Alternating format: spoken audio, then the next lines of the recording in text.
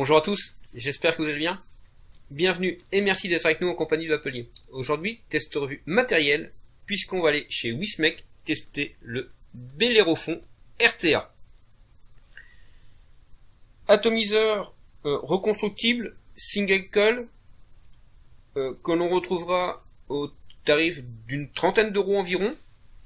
Je vais d'abord, dans un premier temps, remercier notre partenaire pour le prêt du matériel.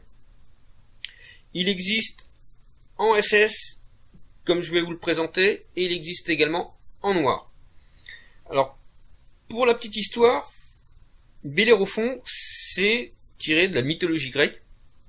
Et en fait, c'est un guerrier qui a réussi à monter le cheval ailé, donc qui sera représenté, je sais pas si vous allez bien le voir, ici, hein, qui est représenté sur la cloche de l'auto.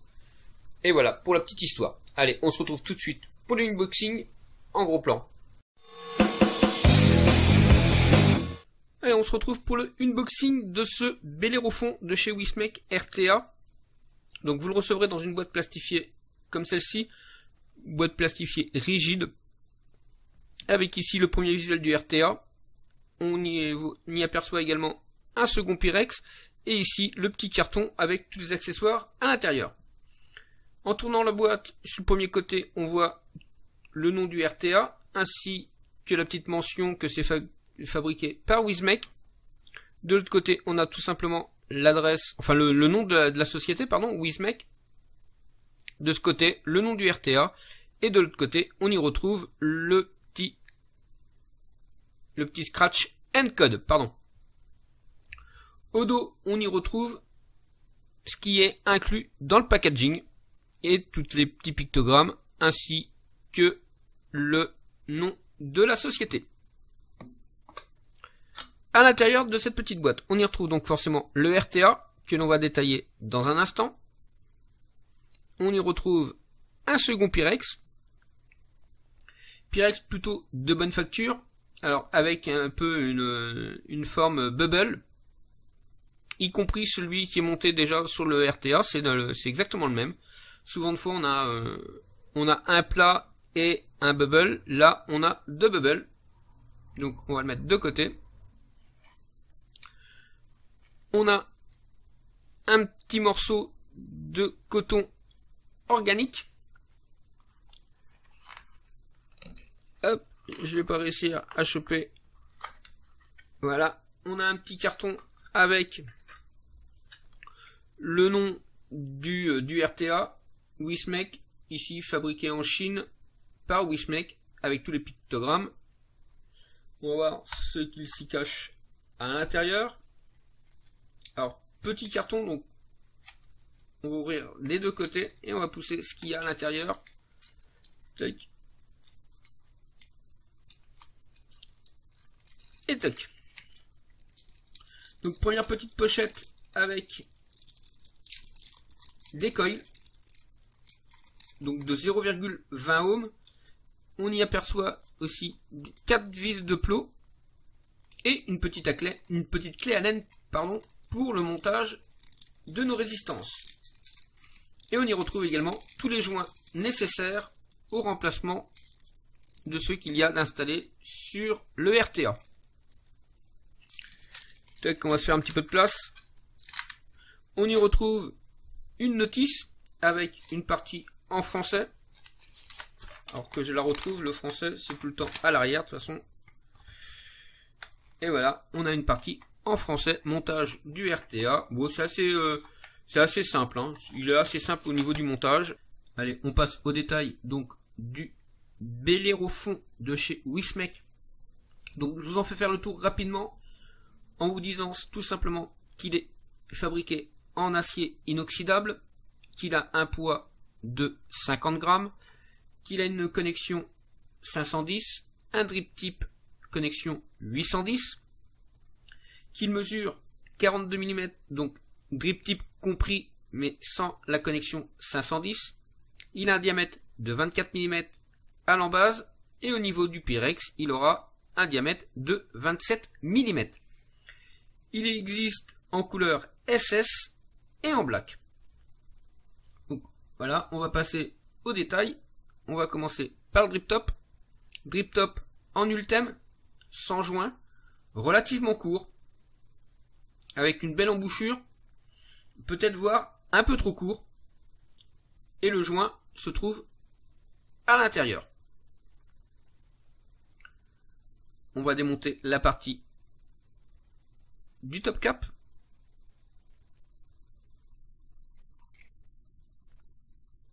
Voilà. Alors, le top cap de bonne facture, avec ici des petites stries pour la prise en main.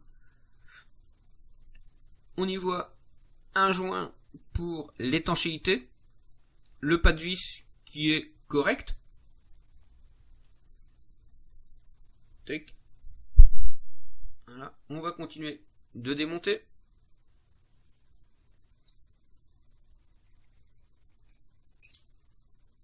La base de travail, on va voir ça plus tard.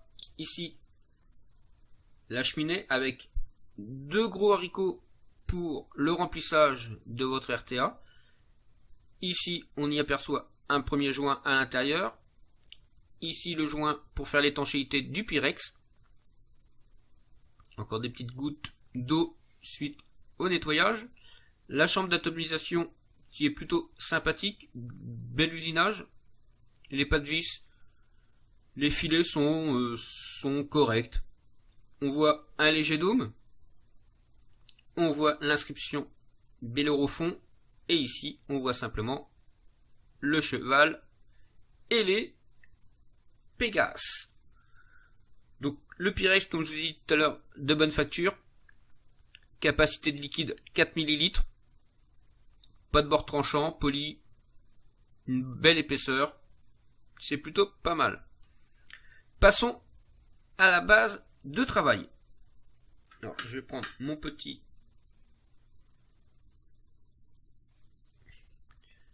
Alors, ici, on y voit un joint d'étanchéité pour le Pyrex. On voit ici un filetage qui va servir à la chambre d'atomisation. Allez, comme ceci. Deck qui peut faire penser à un WAPS Nano. On est un peu dans le même système, avec ici les trous pour les pattes. Donc on voit qu'on peut y mettre déjà du gros fil.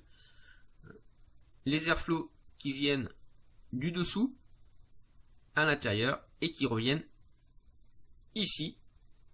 Voilà. Là on voit notre isolant en pic. Voilà, c'est pas mal fait. Ici, vous avez l'emplacement du cotonnage. Et puis voilà. Hein, c'est maintenu par des vis BTR pour le coil. Ici, on a des gros airflows. On est sur 15 mm à peu près de longueur. Et sur une hauteur de 1,5 mm. Par contre, reproche que j'ai à faire, il est relativement souple à tourner. Et puis voilà. Voilà le gros défaut pour moi, c'est que la bague, elle peut s'enlever comme ça. C'est voilà, c'est bien qu'elle puisse s'enlever, mais aussi facilement. Pourtant, j'ai deux gros joints.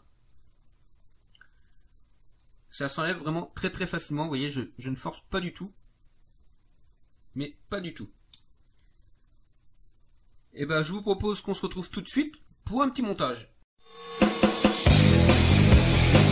Allez, on se retrouve donc en gros plan pour la partie montage. Donc avant même de commencer le montage, je vais vous donner un petit conseil. Puisque la cloche entre l'espacement entre le plan de travail et la cloche est quasiment infime. Donc faites bien attention à couper vos pattes de coil. Donc moi pour ce faire, je vais installer mon coil dans un premier temps. Je viens serrer mes deux petites vis très légèrement. Je coupe mon câble excédentaire sur chaque plot. Je redéfais mon coil et je reviens découper un tout petit peu les pattes de mon coil pour ne plus être gêné. Donc là, et ben le montage se fait très simplement. Donc ça c'est l'étape que j'ai déjà faite. Je vais pas la refaire devant vous. Là, je place mon coil tout simplement un petit peu comme sur le WAPS Nano. Je viens serrer la première vis, alors sans forcer hein, forcément, pour pas abîmer à la fois la patte de mon coil, ma vis également. Donc là, changement de main.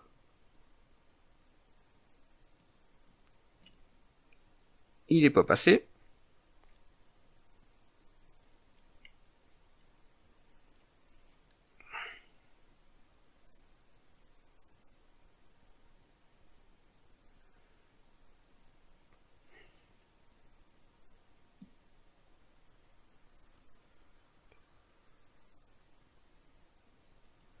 Check.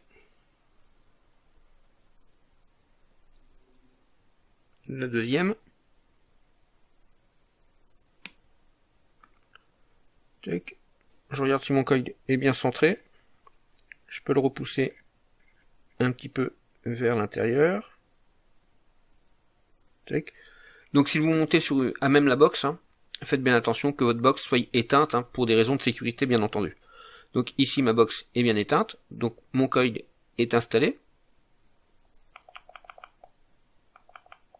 J'allume ma box. Dans un premier temps, il me dit que je suis à 0,35, je suis à 28 watts, c'est bon. Là, je prends ma petite pince céramique et je vais venir roder mon coil, même si c'est déjà un coil que j'ai déjà monté. Un petit coup de rodage. Donc je viens gratter. Ce que je veux, c'est que mon coil il chauffe uniformément de l'intérieur vers l'extérieur. Et là, c'est nickel. Donc ici, moi j'ai installé un coil de 2 mm et demi de diamètre. Pourquoi j'ai choisi cette taille? Tout simplement que ici, au niveau des encoches pour accepter le coton, eh bien c'est pas très large, c'est pas très profond. Donc moi je prends du 2 mm et demi de diamètre pour mes coils. Donc mon coton, ben on l'insère tout simplement. Je vais peut-être attendre que ça refroidisse pour pas bouler mon coton. Voilà. Dosage de coton, et ben comme sur notre coil, hein, il suffit que ce soit légèrement dur pour faire rentrer votre coton. Au niveau de la longueur, et ben moi je coupe à ras du poste de travail, voilà, du plateau. Tac. On se fait un petit peu de place. Là, je viens simplement désépaissir un tout petit peu. Hein. Désépaissir, aérer mon coton. Hein. Tac. Je recoupe l'excédent pour que ce soit propre.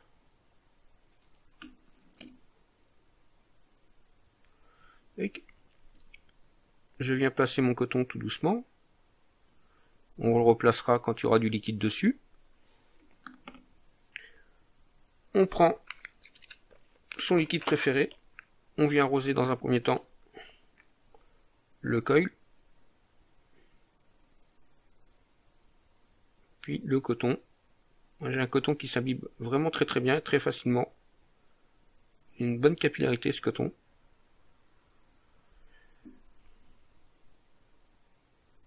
Tac. On n'a pas peur d'arroser le coton pour qu'on puisse venir mettre la cloche derrière. Hein. Donc arrosez bien le coton. Le coil également.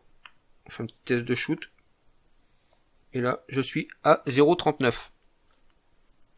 Donc là, je viens remettre mon coton dans la rigole. Voilà.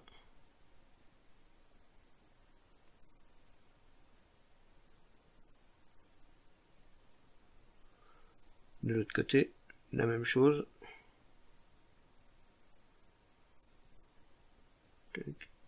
Là, ça me paraît pas mal. On vient y remettre la cloche.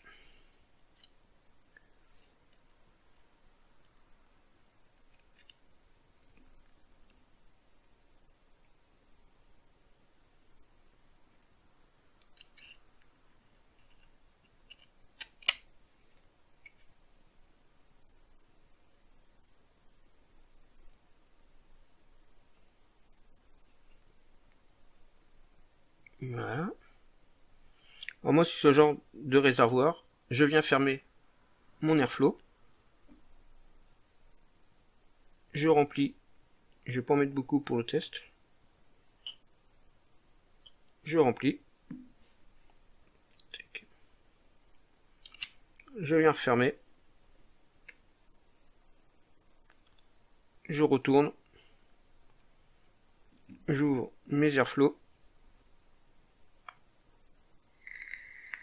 Et là, c'est prêt à vaper. On se retrouve tout de suite en plan large pour le test.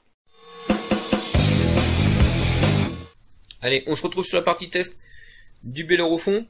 Donc, je l'ai monté. Je suis à une résistance de 0,42 ohms. Je vape à 30 watts. Airflow grand ouvert. On va voir ce que ça donne.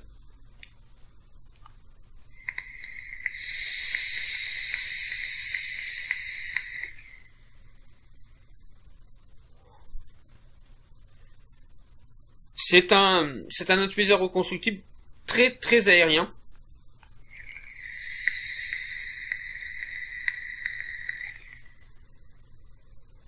Mais sans forcément oublier les saveurs. Les saveurs sont plutôt bien représentées. Moi je suis sur un liquide en 40-60. Liquide que je connais quand même depuis un certain temps.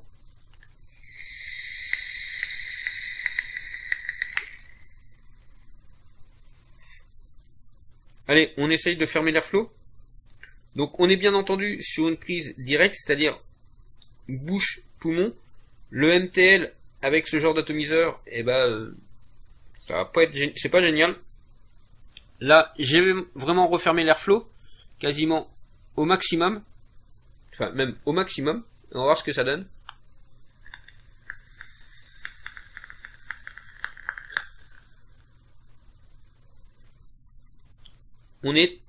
C'est vraiment un airflow très restrictif à ce niveau-là.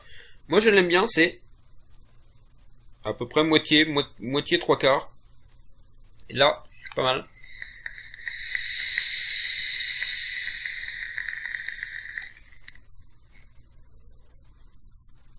Voilà, c'est vraiment un atout dédié à la vapeur.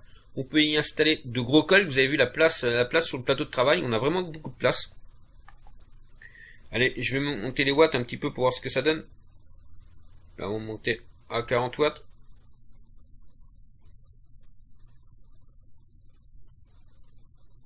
Hop, 40 watts.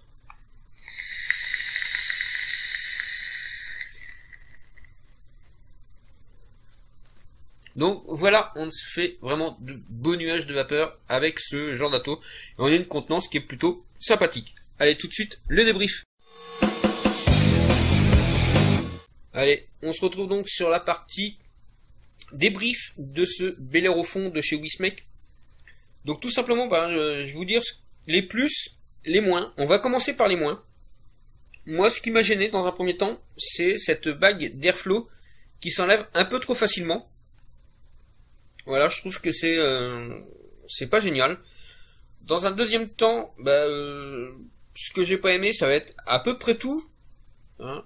Peut-être le drip tip qui est à peine assez haut. Il aurait 1 ou 2 mm de plus. Moi, ça m'irait un peu plus. C'est pas qu'il chauffe, mais je trouve que en bouche, c'est pas forcément super agréable. Ce que j'ai bien aimé, c'est son système, son plateau de travail en fait. On a une simplicité à installer le coil. Hein. Comme je vous l'ai dit dans la partie gros plan, c'est un plateau qui ressemble un petit peu au WAPS Nano. Sinon, si faites bien attention quand vous allez couper vos coils, ne coupez pas à ras. Enfin, coupez à ras, mais si vous coupez à ras, vous ne pourrez pas installer la cloche. Donc il faudra défaire, recouper un petit peu. Il suffit d'1 millimètre, hein, ça suffit. 1 millimètre de chaque côté, ça suffira amplement. Après, sur le placement du coton, si vous êtes sur des coils en 3 mm, pensez bien à désépaissir, puisque les rigoles là, sont assez larges, mais pas aussi larges que du 3 mm, donc vous risquez d'entasser du coton, de tasser le coton et d'avoir des draillites. Au sein du vapelier, il a obtenu la note de 3,7. Voilà, la vidéo touche à son terme. Je vous souhaite une bonne journée, une bonne vape, et je vous dis à bientôt pour de nouveaux tests.